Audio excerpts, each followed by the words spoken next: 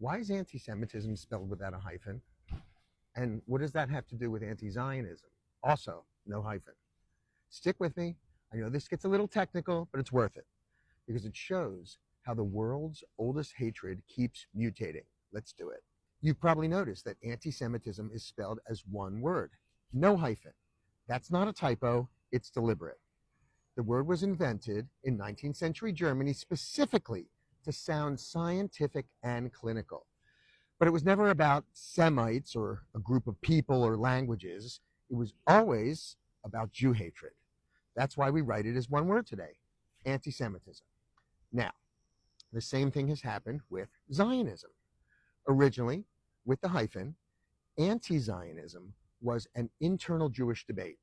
In the late 1800s, Jews argued whether to remain in the diaspora as a minority in countries around the world or to rebuild our ancestral homeland by buying land legally and creating communities in Israel.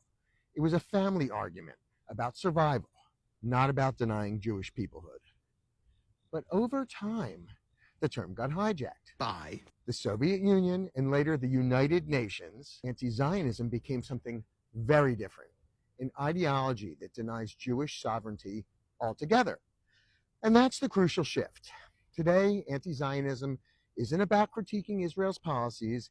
It's about denying that Jews are a people, a nation bound by shared land, ancestry, ethnicity, language, religion, rituals, history, culture, traditions, law, ethics, symbols, diaspora, collective memory, national identity, and so on. This is why scholars call Israel the Jew among nations. Anti-Semitism once targeted the Jewish person. Anti-Zionism now targets the Jewish state. Same hatred, new mask. Historically, anti-Semitism cast Jews as non-white race polluters. Today, anti-Zionism casts us as hyper-white colonizers. See the pattern? Two sides of the same racist coin. And how does this hatred spread? Through there are foundational libels, the big sweeping accusations like Jewish supremacy, apartheid, settler colonialism. These paint Israel as inherently evil. On top of those come the live libels, the news cycle accusations, hospital bombings, journalist killings, starvation, Israel killed Charlie Kirk. Whether entirely fabricated or severely distorted, they're circulated to reinforce the core idea that Israel is evil. It's circular. The premise is always Israel is evil. Every accusation gets filtered through that lens. And no matter what happens, the conclusion is always the same. See?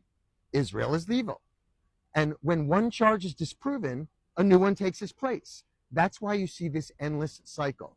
Genocide, famine, organ theft, land theft, baby killer, water theft, journalist killer. Round and round it goes.